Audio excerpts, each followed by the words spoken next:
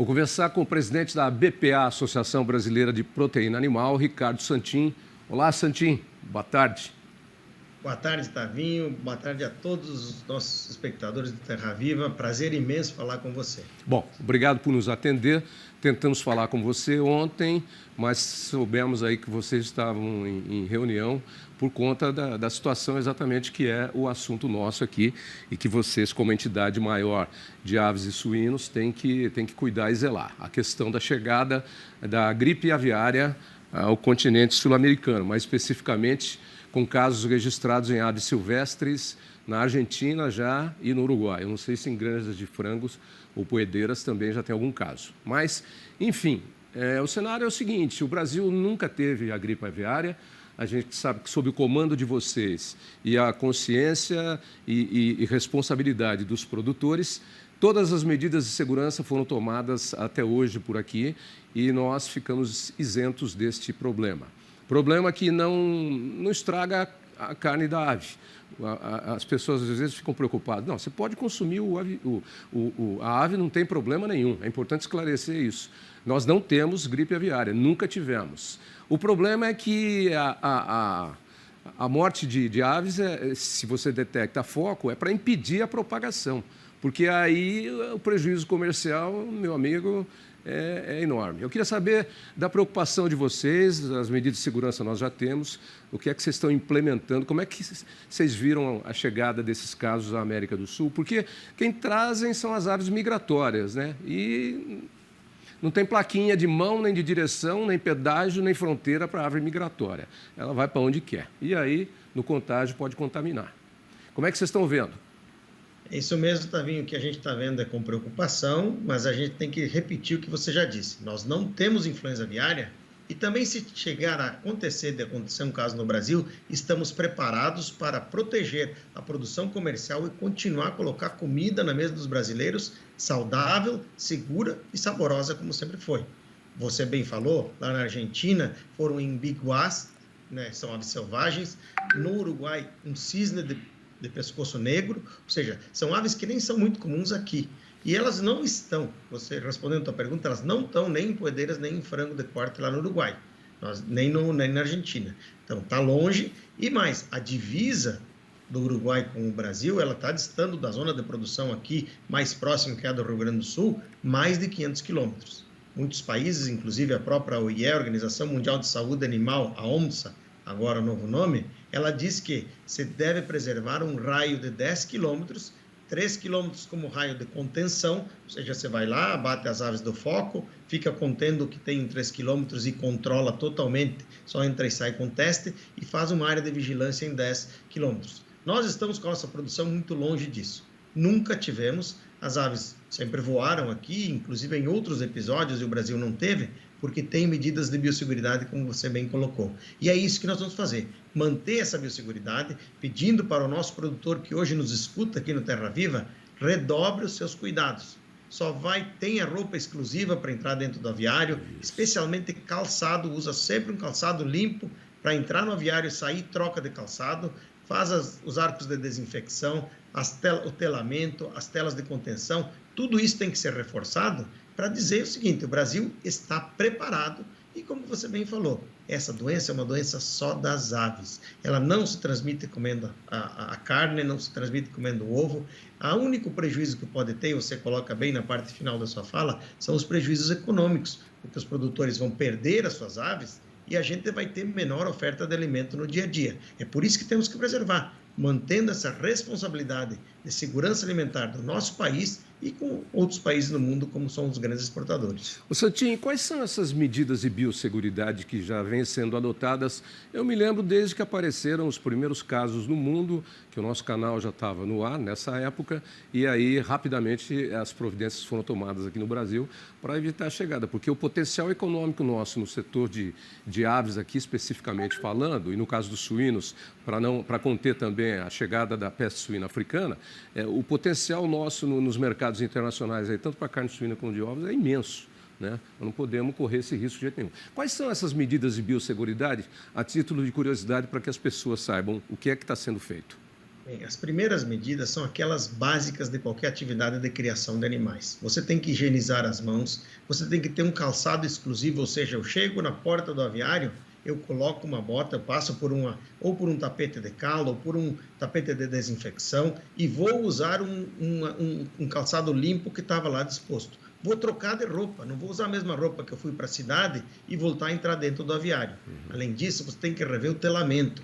As telas com malhas mais finas, especialmente no setor de postura e no setor de aves, têm que estar revisadas para não permitir que nenhuma ave silvestre possa entrar buscar comida de ração dessas aves. Ter telas de contenção para animais silvestres não vir, ter arco de desinfecção na entrada da propriedade, ou então desinfetar os carros, lavar com os produtos adequados, se higienizar, como bem falei, são medidas básicas que a gente já exercita elas no dia a dia. A gente tem que também tomar cuidado com a água. A água que eu forneço para os meus animais, ela tem que ser uma água enclausurada, fechada e protegida, para que outras aves não possam, silvestres, vir tomar a água e talvez contaminar. Então, todos esses cuidados já são do nosso dia a dia. O que nós estamos pedindo é que a gente duplique os seus cuidados, revise esses procedimentos e, mais do que tudo, o mais importante de todos, não aceitar visita de estranhos em hipótese nenhuma.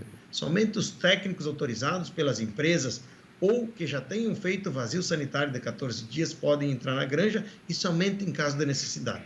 Vamos evitar isso.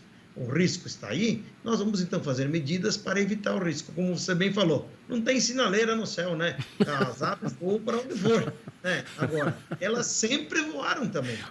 Você já entregou que você é catarinense, porque sinaleira é só em Santa Catarina. Aqui no interior do Rio Grande tem e lá em Santa Catarina também, quando você manda o carro lavar, você manda o carro para lavação, não é isso? Esse é só em Santa Catarina.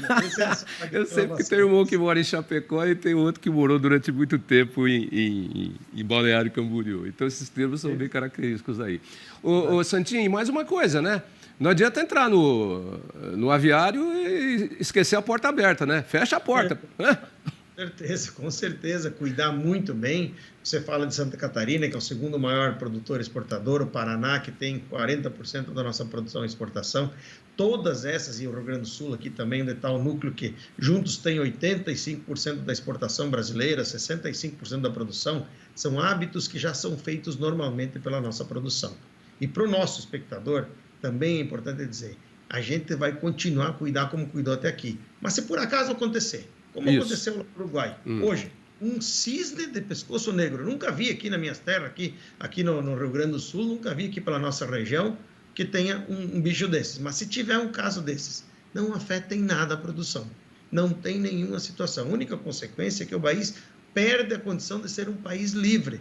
Mas nós continuamos com a nossa produção livre dessa doença e a produção continua segura para as pessoas comerem e se alimentar.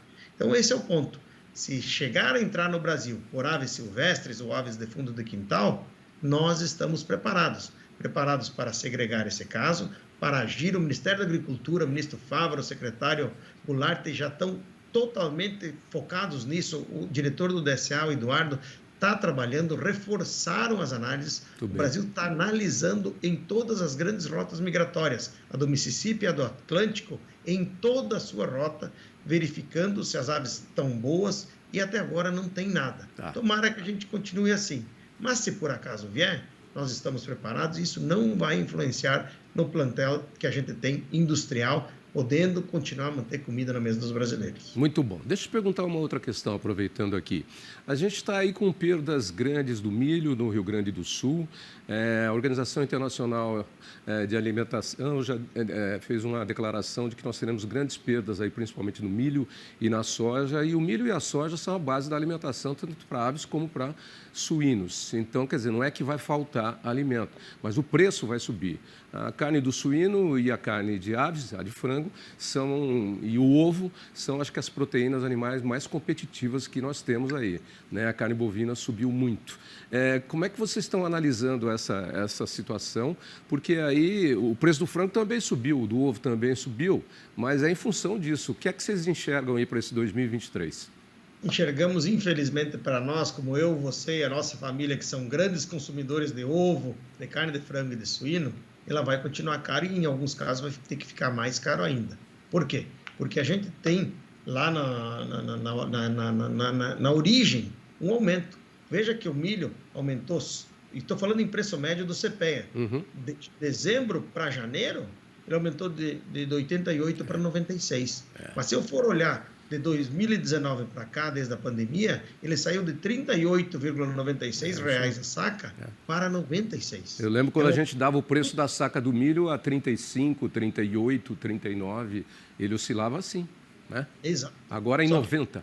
Está andando sempre para cima de 80. E esse que está hoje, digamos, o média que estava 80 e poucos e subiu para 96, com a chegada, a expectativa de uma safra de mais de 120 milhões de toneladas no Brasil, deveria estar baixando para 70.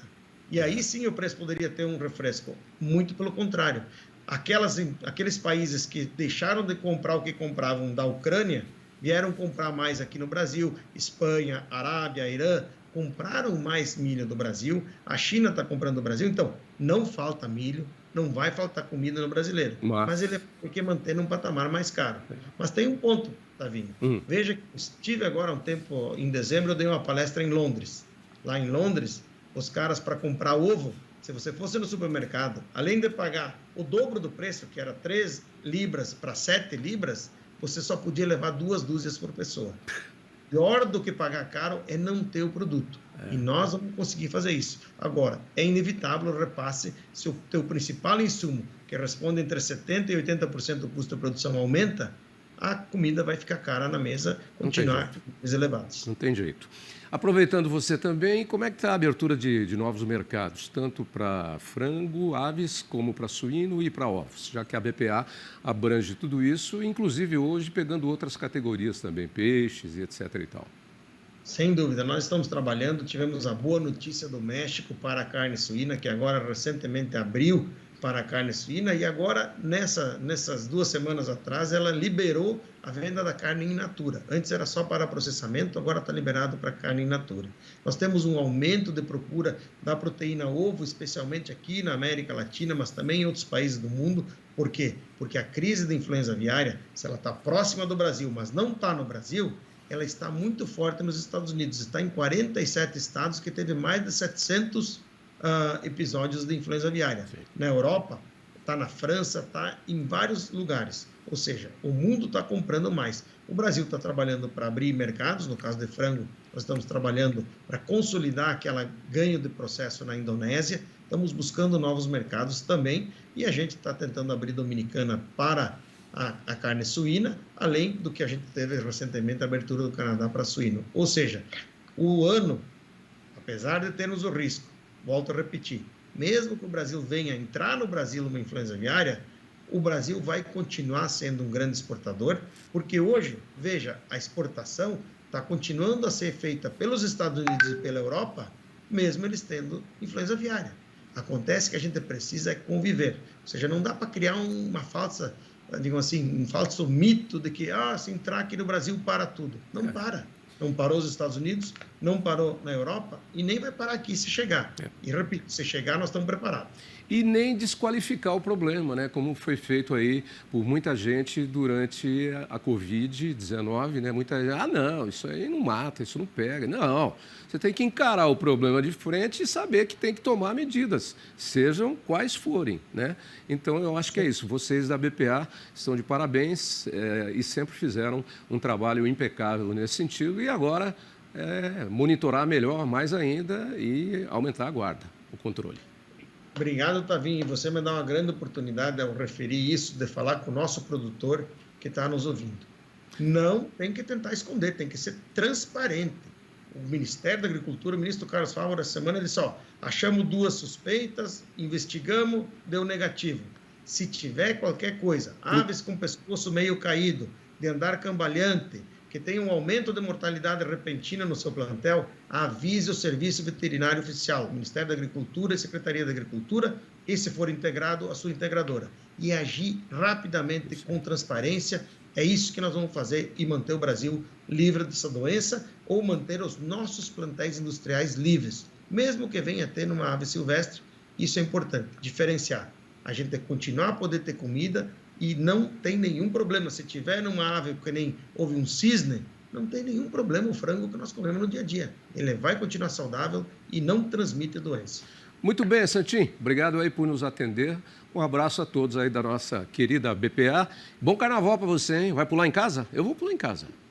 Olha, eu infelizmente estou saindo amanhã da noite para Dubai para trabalhar. O meu pulo vai ser trabalhando. Ah, você vai para GoFood? É isso? Vai para GoFood? De 2 em 2 anos a GoFood coincide com o carnaval. É.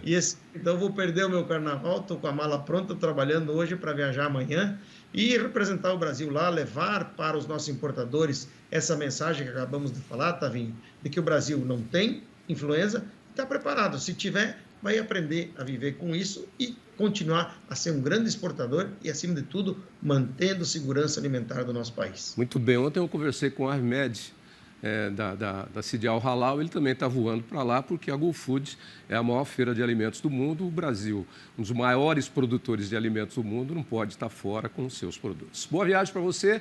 Manda notícias de lá que a gente põe no ar aqui, tá bom? Obrigado, Tavinho. Vamos fazer isso. Um abraço, bom carnaval e feriado para aqueles que vão poder aproveitar e que Deus proteja todas as famílias aí. Um abração, bom falar contigo. Amém.